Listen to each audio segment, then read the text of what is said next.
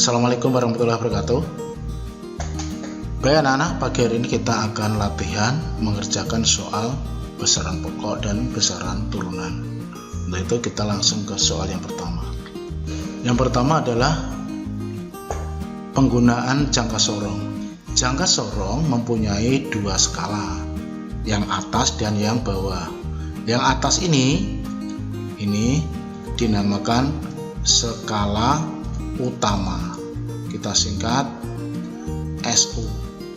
Kemudian yang bawah namanya skala nonius, kita singkat SN. Nah, yang penting di sini adalah bagaimana cara membaca skala utama dan skala nonius. Skala utama membacanya adalah skala utama yang lurus dengan skala 0 nonius. Kalau tidak ada yang lurus, berarti skala yang terletak di depannya skala 0 nonius. Jadi dari gambar ini skala utamanya berapa? Nah, ini 0 ya, kita lihat 0, tarik ke atas, cari yang lurus. Ini enggak lurus ya, tidak. Jadi jangan yang ini yang dibaca. Kalau tidak ada yang lurus, berarti skala yang ada di depannya, yaitu ini. Kalau sudah kita temukan, langkah yang berikutnya adalah menentukan berapa nilai gurisan ini. Kita hitung ya. Ini 2, berarti di sini 2,1, 2,2, 2,3, 2,4, ini 2,5, 2,6, di sini 2,7. Nilainya adalah 2,7 cm. Kemudian yang kedua, membaca skala nonius.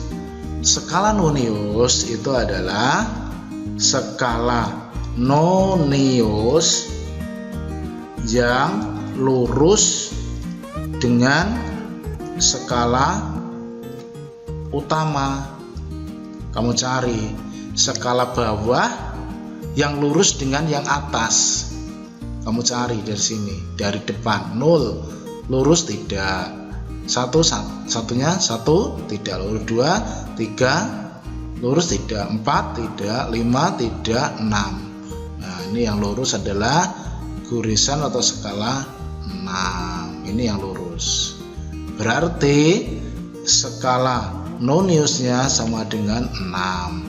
Karena ketelitian jangka sorong itu adalah 0,01, maka 6 kita kalikan dengan 0,01, nilainya 0,06 cm.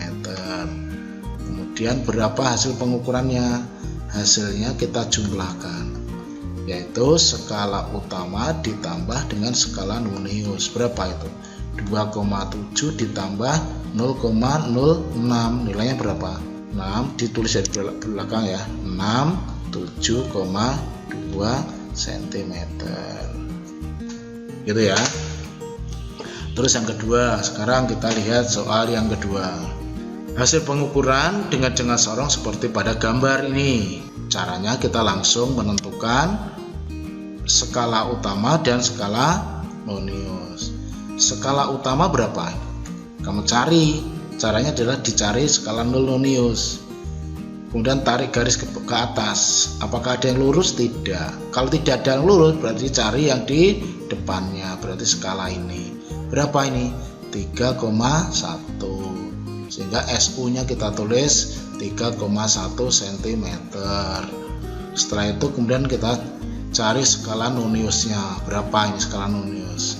Skala nonius tadi adalah skala bawah yang lurus dengan atas. Mana ini? Diurutkan. Ternyata yang lurus adalah ini. Ini skala berapa di sini? Bisa kamu hitung kan? 5, 6, 7, 8, 9, 10. Jadi skala nonius adalah 9. Kemudian kita kali dengan 0,01, nilainya 0,09. Berarti hasil pengukurannya, hasil pengukuran sama dengan berapa? SU ditambah SN. Berapa? 3,1 ditambah dengan 0,09, hasilnya 3,19 cm. Itu ya. Kemudian kita teruskan yang berikutnya, soal mikrometer skrup. Pada mikrometer skrup pada hakikatnya sama dengan jangka sorong. Artinya mikrometer skrup juga memiliki dua skala. Yang pertama ini namanya skala utama. Kemudian yang bagian sini namanya skala Nonius. Cara membacanya sekarang. Skala utama terletak di depan garis lurus ini atau ujung skrup. Yang di depannya mana ini? Yang depannya langsung. Berarti skala ini. Nilainya berapa? Kita hitung. Ini 3, berarti ini 3,5. 3,5 mm. Kemudian untuk skala Noniusnya adalah yaitu skala Nonius yang lurus dengan garis mendatar pada skala utama. Yang lurus mana? Ini. Ya ini. Berapa nilainya? Kalau ini 25, ini 26, ini 27. Ini 27. Ini 27. Kemudian kita kalikan dengan 0,01. Berapa nilainya? 0,27 mm. Nah, sekarang hasil pengukurannya adalah hasil pengukuran sama dengan skala utama ditambah skala Nonius. Utamanya berapa? 3,5 ditambah 0,27. Maka hasilnya berapa? 3,77 mm. Ada nggak jawabannya? 3,77 mm. Nah, ini jawabannya adalah D. Kita teruskan yang berikutnya. Seorang remaja dapat melakukan pengukuran tebal benda menggunakan mikrometer skrup. Terlihat seperti pada gambar di bawah. Berapakah hasil pengukuran? Nah, ini sama tadi. Kita menentukan skala utama dan skala Nonius. Utamanya berapa? Ini patokannya adalah ujung skrup ini. Yang ada depannya berarti ini. Kalau ini 6 berarti ini berapa? 6,5 mm. Kemudian berikutnya kita menentukan skala Nonius. Skala Nonius di sini. Cari yang lurus dengan garis ini. Garis ini, cari skala yang lurus. Mana? Berarti ini. Berapa ini nilainya? Kalau ini 45, berarti ini 4. Berarti 44 dikali 0,01 sama dengan 0,44 mm. Maka hasil pengukurannya adalah hasil pengukuran berapa? Skala utama ditambah skala Nonius sama dengan 6,5 ditambah 0,44. Hasilnya 4 ditambah 0 berarti 4 tambah 5 9, 0 tambah 6 mm. Itu ya, gampang ya. Kemudian berikutnya cara membaca skala pada neraca. Nah, pada neraca ini pada soal hasil pengukuran benda menggunakan neraca Ohm ditunjukkan oleh gambar berikut. Catatan, satu garis pada skala yang bagian bawah bernilai 0,2. Jadi yang bawah itu nanti nilainya 0,2. Kalau ini 5 berarti ini 5,2. Ini 5,4. Ini 5,6. Kalau ini yang lurus dengan garis ini 5,8. Nah, ini nanti 5,8 nilainya. Nah, kita hitung ya, caranya adalah massa benda sama dengan massa anak timbangan. Nah, anak timbangannya di sini ada berapa? Ada 3 ya, kita jumlahkan. Yang paling atas ini berapa? 90 gram. ditambah yang bawahnya berapa? 80 gram. Ditambah yang bawah tadi berapa? Yang paling bawah sudah kita hitung 5,8 gram. Sehingga kalau di total semuanya ini dengan ini sama dengan 170 gram ditambah 5,8 gram. Hasilnya berapa? 175,8 gram. Ada tidak ini jawabannya? 105,8. Nah, ini jawabannya yang di bagaimana? Mudah bukan? Yang keempat, konsentrasi larutan. Susu sebanyak 150 gram dilarutkan ke dalam air sebanyak 50 ml.